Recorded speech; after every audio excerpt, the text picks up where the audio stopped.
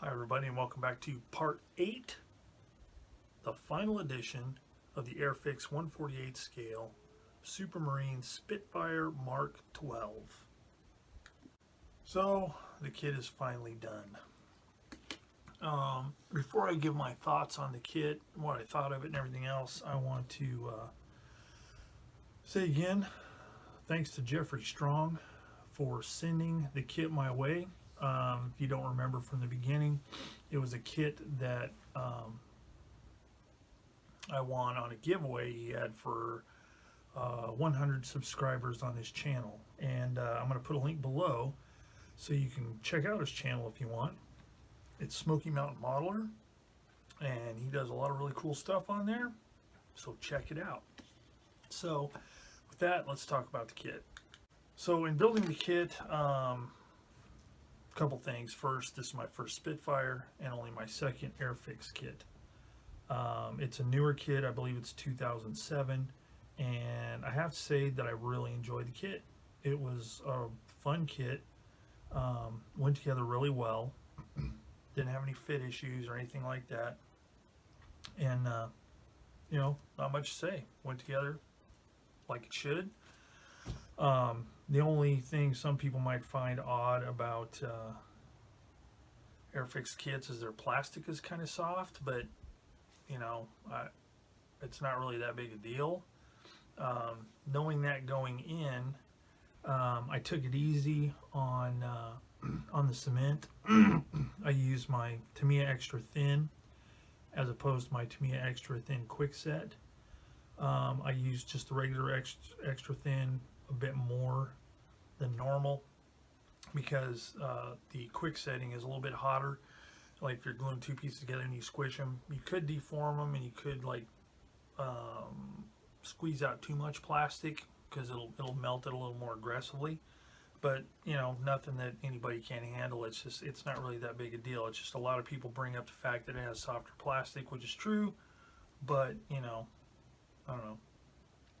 I didn't have a problem on the prior kit or this kit because of that. So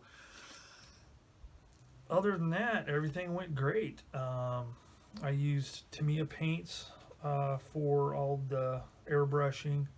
I used Vallejo Model Color and Vallejo Model Air for the brush painting. I used Model Master acrylic clears. I used gloss first to give the whole thing a clear coat so I could do the weathering, or the pin washes actually. And then I used their semi-gloss for the overall completed finish. I like my aircraft to have just a little, I don't like them to be totally flat most of the time. I like a little bit of semi-gloss. It just looks a little bit better to me. For weathering, I used 502 Abtailoon oils, and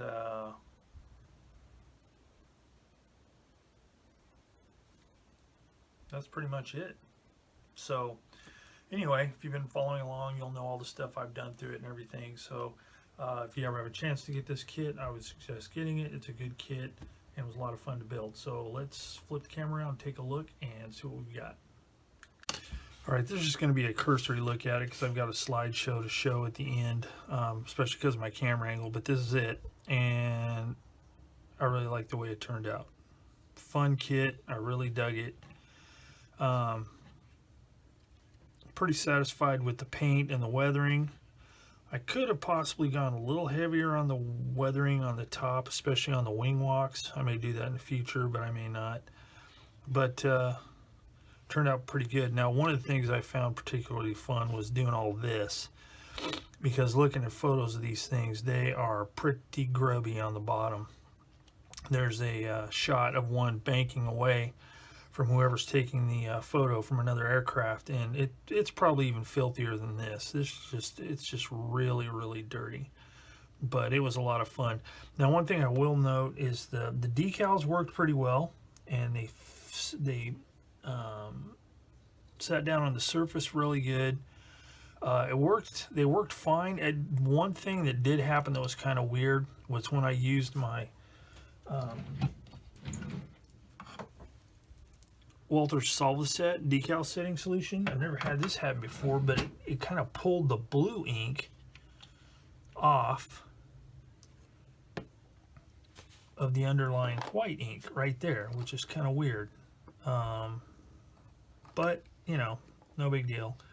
I could touch it up, but other than that, the decals work great.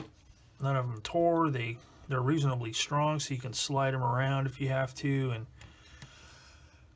just worked out pretty good. So again, it was a fun kit. I enjoyed it. I would recommend it to anybody who wants to build this particular version. As a matter of fact, I don't think anybody else makes this model, the Mark XII. I could be wrong, but I don't think anybody makes it in 1/48 scale and injection molded plastic other than Airfix. But it's a good kit. Looks the part, and was a lot of fun to build. So again, Jeffrey, if you're watching this, I thank you again for doing that giveaway, and I'm just stoked that I won one of the kits, and I'm glad you sent this one my direction. So that's it. I'm going to post up the slideshow here at the end of this, and as always, thanks for watching Plastic Models by a Regular Dude, and I will see you all later.